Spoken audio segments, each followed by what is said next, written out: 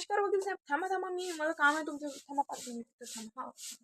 काय काम होतं? बोला का कोर्टात जायचं आहे मला. काय आहे ते? केस टाकायची आहे का कोणावर? नाही ना बाबा, आता तुम्हाला काय सांगू मी.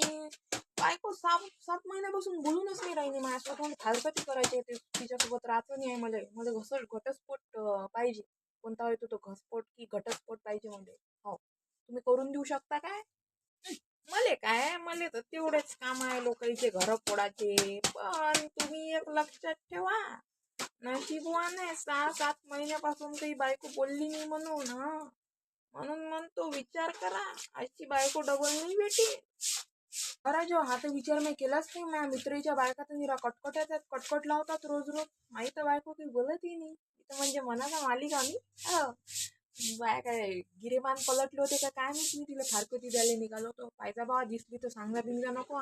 मी असं काहीतरी म्हटलं म्हणून फारकती